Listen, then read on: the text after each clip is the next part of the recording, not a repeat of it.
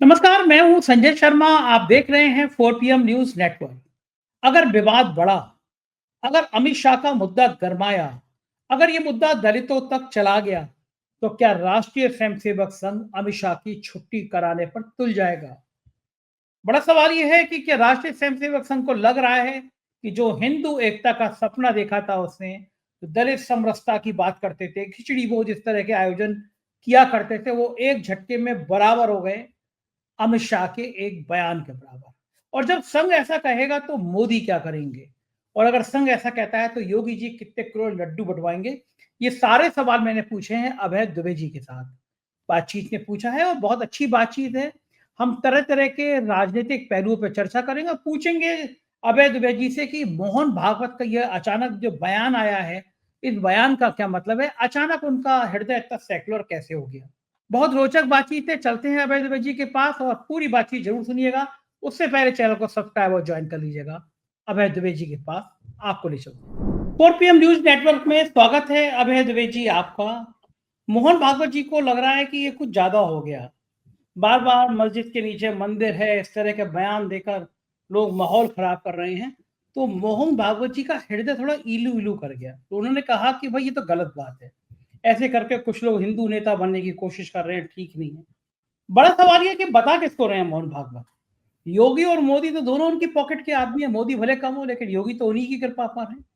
और उत्तर प्रदेश में जो हो रहा है, हर मस्जिद के नीचे जो मंदिर ढूंढने की कवायद हो रही है, उसके पीछे कहीं ना कहीं भारतीय जनता पार्टी की, उत्तर प्रदेश की सरकार बहुत हद तक पीछे है। ये संभल में जो हो रहा है, मुसलमानों के घरों की बिजली मीटर चेक हो रहे हैं, होने चाहिए। लेकिन मैं तो उत्तर प्रदेश सरकार के कई मंत्रियों को जानता हूँ जिनके ऊपर लाखों बकाया है, आज तक उनको नोटिस देने की हिम्मत नहीं हो रही है। मेरे कहने का मतलब ये कि जो यूपी सरकार कर रही है, मोहन भागवत जी ने कभी योगी आदित्यनाथ को बैठ के कमरे में समझाया हो ये ठीक है या नहीं है? और ऐसे मौके पर यह बयान आना, जब अमित शाह को लेकर बवाल मचा हुआ है, इस बयान का राजनीतिक मतलब क्या है? संघ कोई भी बात काम यूं ही नहीं करता, कोई ना कोई खेल होता है इसके पीछे। क्या लग रहा है मोहन भागवत का इसके पीछे खेल क्या है? देखिए, इसमें तीन पहलू हैं इस पूरी बात के। आपने जो सवाल उठाया है बहुत महत्वपूर्ण है। इसके तीन पहलू हैं और मैं बहुत बजाय इसके कि हम लोग एक छिछले तरीके से समीक्षा करें, हम लोग 4 PM पे बड़ी गंभीर समीक्षा करते हैं। तो तीन पहलू क्या है? एक तो पहलू ये है कि जब आप एक बार कुछ खास तरह की सामाजिक और राजनीतिक शक्तियों, विचारधारात्मक शक्तियों को की लगाम ढीली कर देते हैं, यानी एक बार आपने 1990 से लेके आज तक राम जन्मभूमि आंदोलन चलाकर ये दिखा दिया कि ये काम किया जा सकता है। खुद राष्ट्रीय स्वयंसेवक संघ ने सारे देश में घूम घूम कर राष्ट्रीय राम जन्मभूमि आंदोलन चलाया और मस्जिद को तोड़ा, कार सेवकों को भेजा, बाकायदा साजिश की, घोषित रूप से साजिश की और मस्जिद को तोड़ा। अब तो सारे ब्यौरे इसके सामने आ गए। अब सब लोगों को पता लग चुका है कि ये काम इस तरीके से हो सकता है। राष्ट्रीय स्वयंसेवक संघ ने करके दिखा दिया। अच्छा, अब बड़े पैमाने पर देश में केवल संघ ही, केवल हिंदू संगठन नहीं है, बहुत सारे अपने समझ के हिंदू संगठन है। सब लोग मशहूरी चाहते हैं, सब लोग चेहरा चमकाना चाहते हैं, सब लोग मीडिया में आना चाहते हैं, सब लोग चाहते हैं उनके नाम की दुंदुभी बजे। अच्छा, अब वो सब, अब कोई कहता है हमें सपना आ रहा है और सपने में जिस दिन हमें सपना दिखाई पड़ेगा उस दिन उसी मस्जिद पे झपट पड़ेंगे, उसी दरगाह पे हम झपट पड़ेंगे, वो कितनी भी पुरानी हो क्यों ना हो। अच्छा, छोटे छोटे काम करने की बजाय आप लोग सोच रहे हैं ज्यादा बड़े से बड़े काम किए जाए। दिल्ली की जामा मस्जिद पे हमला बोला जाए, अजमेर की दरगाह पे हमला बोला जाए। संभल वगैरह काम तो छोटा काम है, और बड़ा काम किया जाए। तो अब इस तरह का शुरू हो गया है। अच्छा, हम लोगों को लगता है कि अच्छा, राष्ट्रीय स्वयंसेवक संघ को एक डर ये भी है कि लोग ये समझ रहे हैं कि सारे काम संघ करवा रहा है ये। अच्छा, अब एक बार जब आपने, ये कहते नहीं, एक बार आपने जब शेर को लगाम में बंधा हुआ था, शेर रस्सी में बंधा हुआ था, जंजीर में, जंजीर आपने खोल दी, यानी हिंदुत्व का शेर आपने पूरे 90 के दशक में, पिछले पिछले 35 साल से हिंदुत्व के शेर को खुला छोड़ रखा है आपने। जहां जाता है किसी को भभोड़ के काट लेता है, हिंदू हो, मुसलमान हो, सिख हो, ईसाई हो, उससे कोई मतलब नहीं। शेर गुर्राता हुआ घूम रहा है और उसकी सवारी कौन कर रहा है शेर की? आगे आगे बैठे हुए हैं मोहन भागवत, पीछे पीछे बैठे हुए नरेंद्र मोदी, उनके पीछे बैठे हुए हैं अमित शाह। ये तीन लोग उस शेर की सवारी कर रहे हैं। जब भी शेर थक जाता है गुर्राते गुर्राते, थोड़ी देर के लिए रेस्ट करता है शेर, तभी थोड़ा वोट कम होने लगते हैं तो फिर से शेर को जो है कौंच के आगे बढ़ाते हैं। और मतलब ये हिंदुत्व के शेर के रिंग मास्टर हैं, ये कर रहे हैं सवारी। अब इसका फायदा सब लोग उठाना चाहते हैं, सारे विचारधारात्मक लोग उठाना चाहते हैं, और इस तरह से पूरे देश में हिंदुत्व का नंग नाच शुरू हो गया है। और ये कंट्रोल्ड नहीं है, ये नियंत्रित नहीं है। ये लोग मोहन भागवत के आदेश के मुताबिक नहीं काम कर रहे हैं, कहीं कर रहे हैं, कहीं नहीं कर रहे हैं काम। जैसे संभल में जो हो रहा है वो भारतीय जनता पार्टी करवा रही है गारंटी के साथ। उसके पीछे योजना है कि पश्चिमी उत्तर प्रदेश को कैसे दोबारा जीता जाए जाटों के विरोध के बावजूद। संभल का काम तो राष्ट्रीय स्वयंसेवक संघ की योजना के मुताबिक हो रहा है, भाजपा करवा रही है, योगी सरकार करवा रही है, आपने बिल्कुल ठीक कहा। लेकिन दिल्ली की जामा मस्जिद को भी खोदा जाए, कुतुब मीनार को भी खोदा जाए, अजमेर की दरगाह को भी खोदा जाए, ये सब और काम किए जाए। क्योंकि जैसी दिल्ली की जामा मस्जिद पे आप हमला करेंगे, शेख मोइनुद्दीन चिश्ती की दरगाह पे हमला करेंगे, शेख सलीम चिश्ती की दरगाह पे हमला करेंगे, कुतुब मीनार तोड़ने के लिए झपटेंगे, या और इसी तरह के काम करने की तरफ करेंगे, तो फिर से एक ग्लोबल मसला बनेगा। संभल में जो हो रहा है उससे ग्लोबल मसला नहीं बनेगा, वो तो यही माना जाएगा कि मुसलमानों पे ये लोग जुल्म सितम करते हैं, कर रहे हैं। ग्लोबल मसला बनाएगा, उसको झेलने के लिए ना संघ तैयार है, ना नरेंद्र मोदी तैयार है, पहली बात।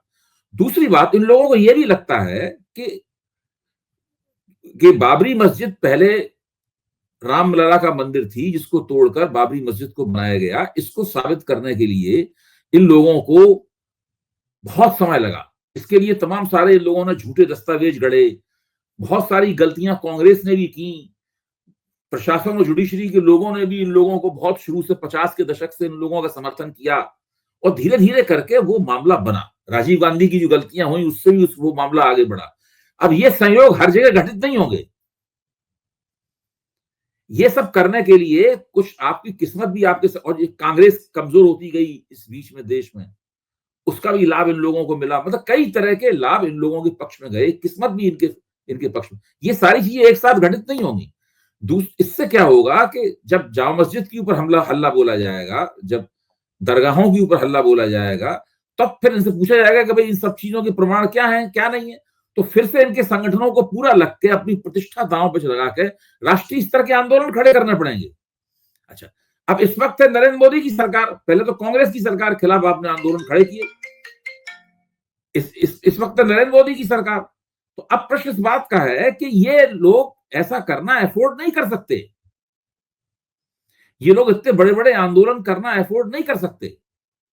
इसलिए ये चाहते हैं कि जो कुछ भी हो इनकी योजना के मुताबिक हो। अच्छा, अब सवाल यह है कि आपने जो कट्टरपंथी तत्वों को खुला छोड़ दिया है, मैं आपको एक छोटा सा उदाहरण दूंगा, मैंने पहले से निकाल के रख छोड़ा है। एक ट्विटर हैंडल है जो कि एक जबरदस्त रूप से, आप भाषा समझ के ही समझ जाएंगे कि किनका ट्विटर हैंडल है। इन्होंने जो कहा है, मोहन भागवत ने जो कहा है, उस पर क्या प्रतिक्रिया हुई वो आप सुनिए। आप जरा उस पर क्या प्रतिक्रिया, आप ट्विटर में देखें, एक्स पे देखें, तो मोहन भागवत को इतनी गालियां मिली हैं इस वक्तव्य को, और ये सारी गालियां कम्युनिस्टों ने, समाजवादियों ने और कांग्रेसियों ने नहीं दी हैं। ये गालियां उन कट्टरपंथी हिंदू तत्वों ने दी हैं, जो उनमें से बहुत से लोग तो भाजपा के पेरोल पे हैं इस वक्त। सुनिए, भागवत जी, आपने मुझसे सार्वजनिक तौर पर कहा था कि संघ ने हिंदुओं का ठेका ले रखा है क्या? आपसे आग्रह है कि आप केवल अपनी बातें करें, हिंदुओं को कौन से मंदिर की बात उठानी है और किसकी नहीं, उस पर न बोलें। राम मंदिर आस्था थी और संभल का हरिहर मंदिर घृणाजनित हो गया। आपको शत्रु में प्रेम की संभावना दिखती है तो आप दिखाइए, घर के किवाड़ खोलिए, हिंदुओं को क्या करना चाहिए क्या नहीं, वो आप हिंदुओं पर छोड़ दीजिए। अच्छा, अब आप ये देखिए, इस तरह और भी बहुत सी बातें। एक जगह एक सज्जन कह रहे हैं कि अब राष्ट्रीय स्वयंसेवक संघ सेकुलर हो गया है। सब लोग ये कह रहे हैं कि राष्ट्रीय स्वयंसेवक संघ के पास हिंदुओं का ठेका नहीं है, हिंदू जो मन में आए करेंगे, हिंदुओं का इतिहास में अपमान हुआ है वो तो हर जगह खुदाई करेंगे। अब ये चीज इन लोगों के गले में फंसने वाली है। ये पूरा मसला जो है ये बैकफायर करने वाला है, बहुत मुश्किल होने वाली है। मैं आपको बताऊं, जैसे जैसे इस प्रकार की प्रवृत्ति आगे बढ़ेगी, वैसे वैसे इस प्रवृत्ति के ऊपर काबू करना इन लोगों के लिए मुश्किल होता जाएगा। इसलिए भी मुश्किल होता जाएगा कि कहीं तो ये लोग चाहते हैं कि चुनिंदा तरीके से सारे काम किए जाएं, और तब किए जाएं जब इनकी राजनीतिक योजना में फिट होते हो। राजनीतिक योजना ये लोग कमरे में बैठ के बनाते हैं। भाई प्रधानमंत्री महोदय, सरसंघचालक महोदय, सरकारवा महोदय, गृह मंत्री महोदय, मुख्यमंत्री महोदय, ये सब लोग मिलकर जो है अपनी कमरे में बैठ के अपनी योजना बनाते हैं। अब तमाम सारे जो हिंदू तत्व, जैसे एक राम सेना नाम का एक ऑर्गेनाइजेशन हुआ करता था, राम सेना नाम का और संगठन हुआ करता था। वो जो मन में आए किया करता था। वो राष्ट्रीय स्वयंसेवक संघ के कंट्रोल में नहीं था। एक जमाने में स्वयं योगी जी राष्ट्रीय स्वयंसेवक संघ के नियंत्रण में नहीं काम करते थे। इनकी हिंदू युवा सेना जो थी वो बिल्कुल कोई बात नहीं मानती थी। इनके जो गुरु थे महंत अवैधनाथ, वो इनकी कोई बात नहीं मानते थे। अच्छा, अब संघ ये चाहता है कि चूंकि सत्ता मिल गई है उसके संगठन भाजपा को, और पिछले 10 साल से सत्ता में है, 11वीं साल सत्ता में चल रही है, संघ ये चाहता है कि हिंदू हितों का एकमात्र पंच, ओनली वन आर्बिट्रेटर, एकमात्र वकील जो है वो राष्ट्रीय स्वयंसेवक संघ रह जाए और उसकी पार्टी भाजपा रह जाए, और कोई न रह जाए। शिवसेना को तोड़ने के पीछे भी है कि भाई ये बहुत बड़ा कारण है, क्योंकि शिवसेना अक्सर कहती थी कि ये लोग कायर हैं राष्ट्रीय स्वयंसेवक संघ वाले, ये लोग हमारी तरीके से खरे हिंदू नहीं है। इसलिए जो बाबरी मस्जिद टूटी थी उसका श्रेय बाल ठाकरे ने खुलेआम लिया था, जबकि भाजपा, अटल बिहारी वाजपेयी, ये सब लोग उसका श्रेय लेने से कतरा रहे थे, तरह तरह की घुमा फिरा के जिसे कहते चालाकी पूर्ण बातें कर रहे थे। तो ये जो स्थिति है उसने इन लोगों को थोड़ा सा दिक्कत में डाल दिया है। इन लोगों की समझ में नहीं आ रहा है कि इस पूरी परिस्थिति को नियंत्रित कैसे किया जाए। अच्छा, साथ ही में आगे बहुत जल्दी ही उत्तर प्रदेश में चुनाव होने वाला है विधानसभा का। उसके लिए जरूरी है कि पश्चिमी उत्तर प्रदेश हाथ से न निकलने पाए, इसलिए पश्चिमी उत्तर प्रदेश में संभल का प्रयोग शुरू कर दिया गया है। ठीक बात है, इसीलिए रणनीति संभल के प्रयोग की पीठ पे भी इनका हाथ रखा जाएगा। साथ में एक हाथ से संभल का प्रयोग कर रहे हैं और दूसरे हाथ से दूसरे लोगों को रोक रहे हैं, और ये काम बहुत मुश्किल है। देखो, ठीक बात है। संघ के इस लाइन के बाद हम थोड़ी बीजेपी की बात करते हैं। अमित शाह के बयान के बाद मचे देश में बवाल की बात करते हैं। आपको क्या लगता है कि विपक्ष ने यह मुद्दा सही से उठाया, और भारतीय जनता पार्टी के पास अब विकल्प क्या है? किस तरह वो अमित शाह का बचाव करे? दलितों के नीचे तक ये मैसेज चला गया, बात चली गई है कि वो कितना ही सुधीर चौधरी टाइप के पत्रकार नेहरू की लगातार गलतियां बताएं कि अंबेडकर नाराज थे, नेहरू से ये तब होता, लेकिन दलितों में ये मैसेज चला गया कि बाबा साहब का अपमान हुआ। तो क्या लगता है बीजेपी कैसे निपटेगी इससे, और विपक्ष की रणनीति क्या सही है, या विपक्ष को कुछ और करना चाहिए था?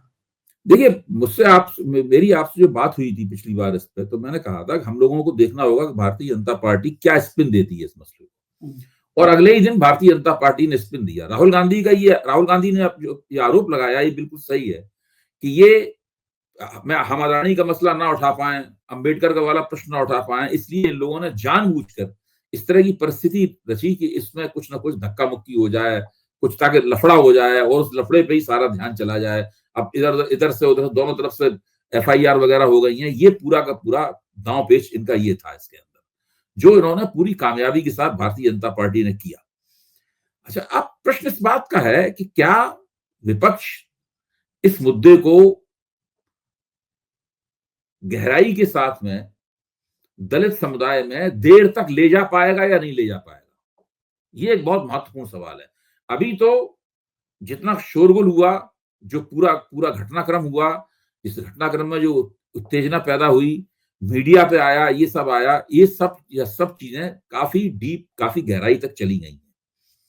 आपने ठीक कहा कि दलितों की बात चली गई है कि इन लोगों ने उसका अपमान किया। अब देखिए, अमित शाह जिस तरीके से बोल रहे थे उसके अंदर एक बहुत हिकारत का भाव था। अंबेडकर जपते रहते हैं, इतना जपते, तो वो जो हिकारत का, जो इससे कहते नहीं, एक ध्वन्यात्मक, अगर आप ध्वन्यात्मक अर्थ को देखें तो उससे बिल्कुल स्पष्ट हो जाता है कि ये लोग अंबेडकर का नाम जपने के प्रति सहज नहीं है। इनको लगता है, कुछ लोग ज्यादा अंबेडकर बोलते हैं, इतना बोलने की उनको आवश्यकता नहीं है। उसी के ऊपर अमित शाह का तंज था, जिसको कांग्रेस ने, मल्लिकार्जुन खड़गे ने और राहुल गांधी ने पकड़ लिया, और उसके ऊपर भाजपा भटक किया और भाजपा को उसमें बचाव में चला जाना पड़ा। तो अब तो ये बात खुलकर सामने आ गई है कि इनका अंबेडकर के प्रति, दलित आंदोलन के प्रति और अंबेडकर विचार के प्रति और बाबा साहब की शख्सियत के प्रति उन लोगों का दरअसल रवैया है क्या। अब विपक्ष के सामने दूसरी चुनौती है, ये काम तो हो गया, इसको और बहुत दिनों तक दिल्ली के स्तर पर, अब तो संसद के सत्र भी खत्म हो गया, बहुत दिनों तक इसको नहीं चलाया सकता। अब इनको थोड़ा भाजपा से सीखना भी चाहिए विपक्ष को। वो क्या, भाजपा की बहुत सी रणनीतियां ऐसी होती हैं जिन्हें वो मंच के ऊपर घोषित नहीं करती, लेकिन पीछे पीछे उसको लागू करती है।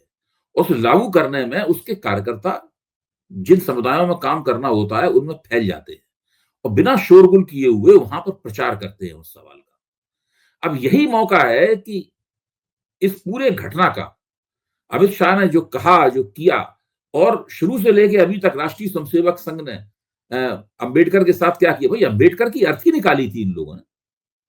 जब अंबेडकर ने हिंदू कोड बिल पेश किया था संसद के अंदर, तब इन लोगों ने राष्ट्रीय स्वयंसेवक संघ वालों ने क्या लिखा था, सब लोगों ने अंबेडकर की किस तरह निंदा की थी। उसके बाद जब अंबेडकर के बाद दूसरे सबसे बड़े नेता कांशीराम का दलित नेता के तौर पर उभार हुआ, उसके बाद क्या किया राष्ट्रीय स्वयंसेवक संघ ने, तब कांशीराम को सीआईए का एजेंट कहा गया था। यानी अंबेडकर की अर्थी निकालने वाले लोग, उनके जीवन में, अंबेडकर के जीवन में उनकी अर्थी शव यात्रा निकालने वाले लोग, कांशीराम को सीआईए का एजेंट कहने वाले लोग, ये तमाम लोग आजकल अंबेडकर के सबसे बड़े ठेकेदार बन रहे हैं। अंबेडकर का चित्र मंच पे बनाते हैं, उनके नाम पर वोट मांगते हैं। ये जो पूरी स्थिति है, इन तमाम चीजों को सिलसिलेवार योजनाबद्ध तरीके से इनकी बुकलेट छापी जानी चाहिए, इनका प्रचार किया जाना चाहिए, इनको नारों में तब्दील किया जाना चाहिए, और कांग्रेस के, समाजवादी पार्टी के कार्यकर्ताओं को, खासतौर से उनके दलित कार्यकर्ताओं को दलित समाज में जाकर इनका खामोशी के साथ प्रचार किया जाना चाहिए। अगर ये प्रचार करेंगे तभी चुनाव में जाकर फायदा होगा। देखिए, इस घटना का सबसे बड़ा चुनावी फायदा तो अभी अरविंद केजरीवाल को मिल जाएगा दिल्ली में। दिल्ली के दलित वोट। उसकी वजह ये है कि ये बिल्कुल चुनाव सिर पर खड़ा हुआ है। चुनाव फरवरी में होना है, जनवरी में चुनाव प्रचार शुरू हो जाएगा आधिकारिक रूप से, तो दिल्ली में तो उसका मिल जाएगा फायदा। लेकिन अगर ये फायदा बिहार में भी आप चाहते हैं, अगर आप उसके बाद 2027 तक इस फायदे को खींच के ले जाना चाहते हैं, 2029 तक इस फायदे को खींच के ले जाना चाहते हैं, तो आपको इससे अपना एक परमानेंट प्लान बनाना होगा।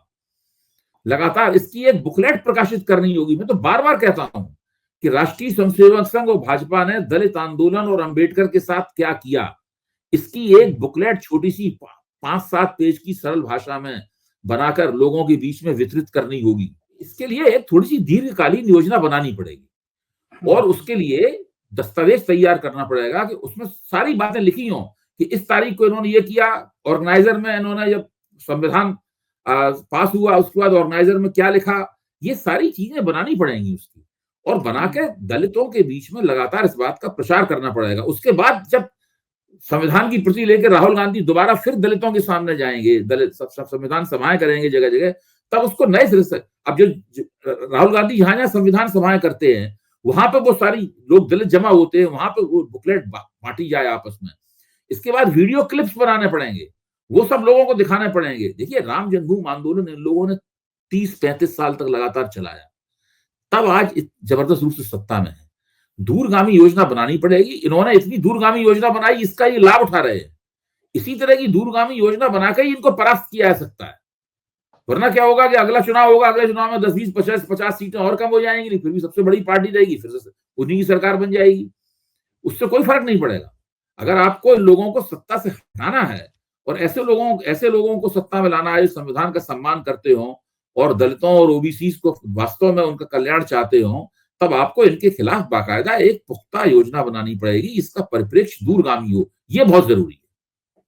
आपको लगता है कि विपक्ष के पास इतनी बुद्धि आएगी? मतलब मुझे लगता है कभी कभी विपक्ष भी ढीला हो जाता है, मुद्दा उठाते हैं, मुद्दा चेंज कर लेते हैं, बीजेपी अपने हिसाब से खेल। ये बात, इसका उम्मीद मुझे ये है कि देखिए, राहुल गांधी जो है लगातार इस मुद्दे को उठा रहे हैं और लड़ रहे हैं, तो कुछ ना कुछ तो भाई उनके दिमाग में होगा। हाँ, नेचुरली। हाँ, अभी जब प्रेस कॉन्फ्रेंस भी कर रहे तब भी संविधान की किताब रखे हुए थे लाल खड़गे जी के लगातार। हाँ, वो लगातार इस पर लगे हुए हैं इसमें, और इसमें अखिलेश यादव की भी दिलचस्पी है, मेरा मानना है इसमें तेजस्वी यादव की भी दिलचस्पी है। हाँ, सभी की बहुत बड़ा वोट बैंक है। इसमें सभी की दिलचस्पी है। तो अगर ये दिलचस्पी को बनाए रखना है, देखिए कोई भी चीज जब तक आप सतत नहीं करेंगे, लगातार उस पर जोर नहीं देंगे, लगातार योजनाबद्ध तरीके से उसको आगे नहीं बढ़ाएंगे, तब तक उसका प्रभाव खत्म नहीं होता है। लोगों की स्मृति, लोगों कहते नहीं, मेमोरी, पब्लिक की मेमोरी शॉर्ट होती है, लोग जल्दी भूल जाते हैं। तो ऐसी स्थिति में जरूरी यह है ये मसला मर ना जाए, राम जन्मभूमि आंदोलन को लगातार जिलाए रखा गया। कुछ ना कुछ ऐसा वो लोग करते रहे कि ऐसा हो, कभी कोई प्रभात फेरियां निकाली जा रही हैं, कभी शिला पूजन हो रहा है, कभी कुछ हो रहा है, कभी कुछ हो रहा है, कभी कलश निकाले जा रहे हैं। ये सब करके तब वो आंदोलन इतना चला है। एक बार जब अशोक सिंघल ने समझौता कर लिया था, लगभग समझौता करने की कगार में पहुंच गए थे, तो फिर बहुत मशहूर है कि किताब भी लिखी गई है, एक पत्रकार हैं जो वरिष्ठ पत्रकार हैं, उनकी किताब भी है। उन्होंने स्पष्ट रूप से उस किताब में लिखा भी है कि भाई इतनी डांटा उन्होंने बाला साहब देवरस ने अशोक सिंघल को, हम समझते थे तुम तो अनुभवी स्वयंसेवक हो, लेकिन तुम तो मूर्ख निकले। इस आंदोलन को खत्म नहीं करना है, समझौता होने नहीं देना है, इस आंदोलन को चलाते रहना है, क्योंकि उससे हमें लाभ हो रहा है। हमारा मकसद राम मंदिर से मतलब नहीं है, हिंदुस्तान में बहुत से राम मंदिर है, एक राम मंदिर और बन जाएगा, इससे भाजपा को राजनीतिक फायदा हो रहा है। ये सब कहा बाला साहब देवरस ने उनसे। हाँ, तो ठीक ये बात है। और सब बातों को ध्यान में रख के एक दूरगामी योजना बनानी पड़ती है, अपने कार्यकर्ताओं को तैयार करना पड़ता है, उनका प्रशिक्षण देना पड़ता है, तब कहीं बात आगे बढ़ती है। वरना लोग थोड़े दिनों जोश में आएंगे, उसके बाद बात दिमाग से निकल जाएगी। अच्छा, सोशल मीडिया पे भी लोग तरह-तरह के मजे लेते हैं। योगी आदित्यनाथ आज अयोध्या पहुंचे तो सोशल मीडिया पे लोग कह रहे हैं कि भगवान राम ने योगी आदित्यनाथ का काम बड़ा आसान कर दिया। अमित शाह की ऐसी बैंड बजा दी, तो आज योगी आदित्यनाथ अयोध्या जाके थैंक यू राम जी कहने गए हैं कि आज अमित शाह, क्योंकि मोदी के बाद योगी या शाह यही नाम चलता था। अमित शाह कह कैसे गए ऐसा? उनको अंदाजा नहीं था कि वो जो कह रहे हैं उसके कितने राजनीतिक खतरनाक अर्थ निकलेंगे। देखिए, वो जो पूरा क्लिप है जिसको बीजेपी बार बार, अमित शाह बार बार आग्रह करते हैं, उस पूरे क्लिप को देखिए, पूरे क्लिप को देखिए। वो गोदी मीडिया उस पूरे क्लिप को दिखा के समझा के बता रहा है कि अमित शाह ने कोई गलत बात नहीं की। मैंने खुद देखा है, बहुत सारे जो वो एंकर जिनको कांग्रेस ने बहिष्कार कर रखा है एंकरों का, वो सब एक एक चीज को दिखा रहे हैं, देखिए इन्होंने ये कहा पूरा उसका, जिसे कहते हैं नहीं, पूरा उस पर क्लास ले रहे हैं, टीचर क्लास ले रहा हो अपने छात्रों का, उस तरीके से हो रहा है। उसमें अमित शाह ने जो, ये तो मैं समझता हूं इसमें कांग्रेस की ये खूबी है कि उन्होंने अमित शाह की इस बात को पकड़ लिया। क्योंकि अमित शाह इस वक्त बोल रहे थे, हम सब लोग सुन रहे थे उस वक्त, लेकिन कांग्रेस ने इस बात को पकड़ा और उस बात को निकालकर लोगों के सामने इस तरह से रखा, जिसकी एक व्याख्या ये भी हो सकती है जो विपक्ष कह रहा है, और एक व्याख्या वो भी हो सकती है जो कि भारतीय जनता पार्टी कह रही है अपनी अपनी राजनीति के लिहाज से। मुझे लगता है कि विपक्ष इसके ऊपर लगातार जोर दे तो उस पूरे इतिहास को निकाला जा सकता है, जिसमें राष्ट्रीय स्वयंसेवक संघ राष्ट्रीय स्वयंसेवक का दलित विरोधी चेहरा सामने आएगा, भाजपा का दलित विरोधी चेहरा सामने आएगा, नरेंद्र मोदी का, अमित शाह का दलित विरोधी चेहरा सामने आएगा, अंबेडकर विरोधी चेहरा सामने आएगा। ये सारे चेहरे सामने आएंगे, क्योंकि केवल अब देखिए, जो भीमा कोरेगांव वाली घटना है, रोहित, सब लोग भूल गए हैं। उन सब घटनाओं को दोबारा लोगों को याद दिलाने की आवश्यकता है, वरना ये घटना भी भूल जाएंगे। इसलिए लगातार सारी घटनाओं को एक साथ कर लिया जाए और इस नई घटना की रोशनी में सबको ताजा करते हुए लोगों के सामने फिर से पेश किया जाए। ये तरीका अपनाने से ही राजनीति बनेगी, लंबी दूरी की राजनीति बनेगी। बिल्कुल ठीक है। बिल्कुल ठीक है, दर्शकों को बताना चाहूंगा कि कल सुबह ही 6 बजे जो अवय जी कह रहे हैं, इसके विस्तृत रिपोर्ट मैंने बताई है। आप सब 4PM पे देख सकते हैं कि किस तरह एक समय में संघ अंबेडकर की विचारधारा के खिलाफ था, कितने आहत थे बाबा साहब अंबेडकर, हिंदू कोड बिल जब लाने की बात की, डिटेल रिपोर्ट है, आप देख सकते हैं। अभय जी, इतना टाइम हो गया, 10-11 साल हो गए, कभी प्रधानमंत्री को घबरा के ऐसे बचाव में किसी मंत्री का ट्वीट करते हुए देखा? अमित शाह के बचाव में प्रधानमंत्री जिस तरह उतरे ट्वीट कर करके उन्होंने कहा, इसका मतलब मोदी जी को ये लग गया कि उनके सबसे प्रिय नेता से ने सबसे बम्पर भयंकर गलती कर दी है, जिसकी कोई भरपाई नहीं हो सकती। वरना मोदी आमतौर पे ये लोग घबराते और बेचैन तभी होते हैं जब इनको चुनावी नुकसान होने का अंदेशा होता है। अभी लोकसभा चुनाव में दलितों ने वोट नहीं दिया, पिटाई हुई, बहुमत खो दिया। अगर उन लोगों को, अच्छा दूसरी बात यह है कि अगर राष्ट्रीय स्वयंसेवक संघ को भी लगा कि अमित शाह के इस वक्तव्य से बहुत दलितों का वोट, दलित नाराज हो रहे हैं और वो और ज्यादा भाजपा के खिलाफ होते जा रहे हैं, तो संघ की तरफ से भी दबाव पैदा हो सकता है कि भाई हटा दो इस बंदे को। तो संघ से भी बचाना है। ऐसा कोई जो राष्ट्रीय स्वयंसेवक संघ है, उसके लिए नरेंद्र मोदी तो एक मजबूरी हो सकती है, नरेंद्र मोदी को नहीं हटाना चाहेगा, लेकिन अमित शाह तो उतनी बड़ी कोई मजबूरी नहीं है। अमित शाह तो नरेंद्र मोदी के उपकरण हैं, वो कोई जननेता तो नहीं है। बहुत से लोगों को मैंने देखा है नरेंद्र मोदी की प्रशंसा करते हैं, लेकिन अमित शाह की प्रशंसा नहीं करते, उनको अलग तरीके से देखते हैं। बहुत सारे कार्यकर्ताओं में भी, भाजपा कार्यकर्ताओं में भी है, जितने कार्यकर्ता नरेंद्र मोदी के प्रति श्रद्धावनत रहते हैं, वो श्रद्धा अमित शाह के प्रति नहीं है। तो अमित शाह को बचाने के लिए नरेंद्र मोदी को आवश्यक था कि वो निकलकर सामने आते और उनका बचाव करते। वो घबराहट इस बात पे है कि पहले से ही दलित वोट जो है, वो दलित वोट और भारतीय जनता पार्टी का संबंध नाजुक हो गया है। इस घटना से वो और भी ज्यादा नाजुक हो सकता है। अच्छा, आपको लगता है कि संघ ये कह सकता है कि अमित शाह से इस्तीफा लो, अमित शाह को हटाओ? क्यों नहीं कह सकता है? क्यों नहीं कह सकता? अटल बिहारी वाजपेयी के जमाने में तो ये सब होता था। संघ तय करता था कौन सा मंत्री बनेगा, क्या नहीं बनेगा, कौन सा मंत्री बिल्कुल नहीं बनेगा, कुछ भी करते रहिए, नहीं बनने देंगे उस मंत्री को। बहुत सा ऐसा होता है। अगर इस वक्त तो संघ बहुत ज्यादा निर्णय लेने की स्थिति में है, इस वक्त तो संघ बहुत हस्तक्षेप कर रहा है।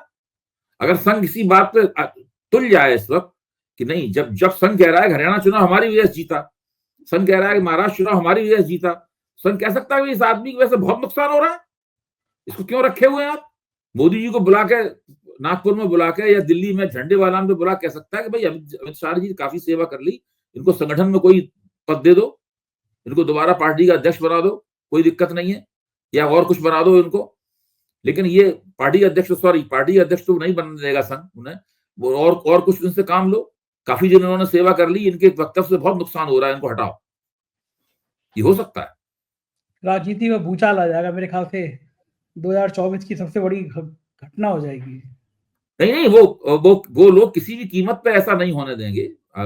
इसीलिए नरेंद्र मोदी जानते थे कि वो बहुत एक ऐसी जमीन पर चल रहे हैं जो जमीन पोली है, उसमें कभी भी उनके पैर धस सकते हैं। संघ ने अगर ऐसा कर दिया तो योगी जी कितने किलो लड्डू बढ़वाएंगे? देखिए, योगी जी प्रशासक चाहे जैसे हों, उन्होंने मुख्यमंत्री के तौर पर उत्तर प्रदेश का शासन चाहे जैसा चलाया हो, हम लोग जानते ही हैं कैसा चलाया उन्होंने। लेकिन संघ के साथ जुड़ के उन्होंने अपनी राजनीतिक स्थिति को सुरक्षित अवश्य कर लिया है। आज अमित शाह उस स्थिति में नहीं है कि वो योगी जी को नुकसान पहुंचा सके।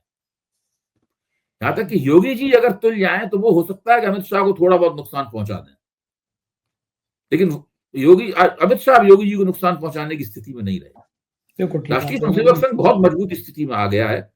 वो भाजपा को भी नियंत्रित कर रहा है, सरकार को भी नियंत्रित कर रहा है, और जब खुल के चुनावी जीतों का वो श्रेय ले रहा है, तब तो अपने आप में स्पष्ट है कि इस वक्त संघ है वही तय कर रहा है सारी बातें। और तय करने के मकसद ये नहीं है कि वो नरेंद्र मोदी की कोई बात नहीं मान रहा है, नरेंद्र मोदी बिल्कुल उसके पर्ची वहां से आती है कि आप इन लोगों की, ये ऐसा करने की कोई जरूरत नहीं है। संघ ऐसा कुछ नहीं करेगा। संघ बहुत लचीले तरीके से सब ये काम करता है, लेकिन अगर किसी बात पर संघ अड़ जाए तो वो बात माननी पड़ेगी। देखिए, वो जमाना चला गया जब राम जन्मभूमि का मसला, आपको याद होगा, अदालत में लटका हुआ था। संघ का कहना यह था कि सदन जो है, संसद में कानून बनाकर राम जन्मभूमि का रास्ता साफ किया जाए। तो उस पर नरेंद्र मोदी ने उनकी बात नहीं मानी। संघ ने आंदोलन भी किया, संघ रामलीला मैदान में भी नहीं। आज अगर वैसी परिस्थिति हो और वैसी कोई मांग अगर संघ करेगा तो नरेंद्र मोदी उस मांग को मानने से उस पहले की तरह इनकार नहीं कर सकते। आज हालात पूरी तरीके से बदल गए। बिल्कुल ठीक बात है। और अमित शाह के दिन खराब हो गए। हमारे ज्योतिषी बड़े खुश होंगे, उन्होंने पिछले एपिसोड में कहा था कि अमित शाह के दिन बुरे शुरू होने वाले हैं, और लग भी रहा है। बहुत शुक्रिया अभय जी, आपने हमें समय दिया, थैंक यू। तो ये थे अभय दुबे जी, और पूरी बातचीत सुनी, राजनीतिक पूरी मीमांसा करके रख दी उन्होंने भाजपा और संघ की। मुझे इंतजार है आपके कमेंट का, कमेंट जरूर कीजिएगा। शुक्रिया।